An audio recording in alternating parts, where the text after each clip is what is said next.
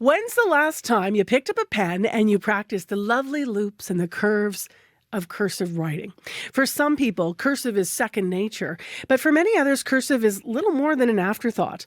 But what would happen if keyboards and touchscreens took down the mighty pen and paper altogether? Could the end of proper penmanship be upon us? A new CBC program that airs this afternoon is going to introduce listeners to people all across Canada and who are making the case for cursive. Joining me now is the host and producer of The Case for Cursive, Chloe Friesen. Hi. Hi, good morning. So what inspired this story, Chloe? You know, Marcy, over the years, I've gotten so many comments on my own handwriting and the fact that I use cursive on a day-to-day basis. So friends, family members, colleagues, people look at my notes and they say things like, you still use cursive, or they still teach cursive?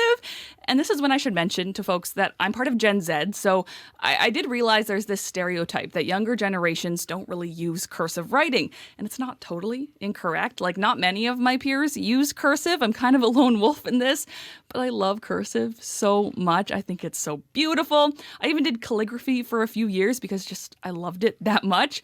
So I embarked on this journey to find other people who love cursive and are actively making the case that it should be taught and used, even in this world where we often use keyboards and touchscreens so much.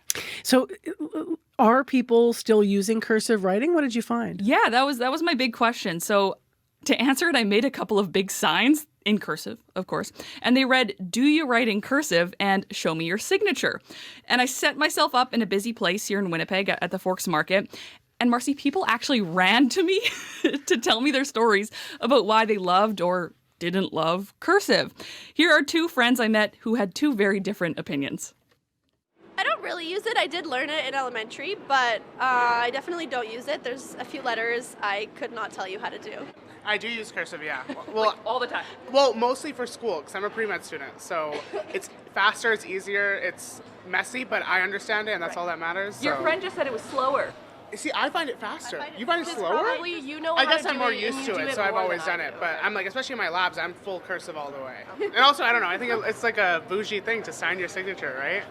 Bougie. I never thought of Bougie. it that way, but kind of. A little bit, right? Yeah, it's a mixed bag. You mentioned you were actively seeking people who are making a case for cursive. So what did you find there? I found people across Canada, actually, who are actively making a case for cursive in their own way. It turns out there's a lot of people out there really passionate about cursive writing, from teachers to curriculum advocates to archivists who are preserving old letters and documents, and of course, professional calligraphers. This is their thing. And there are even neuroscientists out there researching how cursive and even just putting pencil to paper benefits our brains. Benefits our brains by writing by hand? How? Yeah. So I found this neuroscientist in Norway. Her name is Audrey Vandermeer, and she's running experiments all about handwriting.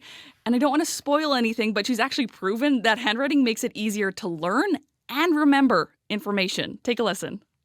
Because when you use your hand to write or draw, you're using your body and you have the pen in a fine grip and you have to apply pressure and you have to form the letters that are different for every letter that you try to write very precisely. You use much more of your senses. Whereas if you're using a keyboard, you're making very simple finger movements that are exactly the same for every letter that you try to type.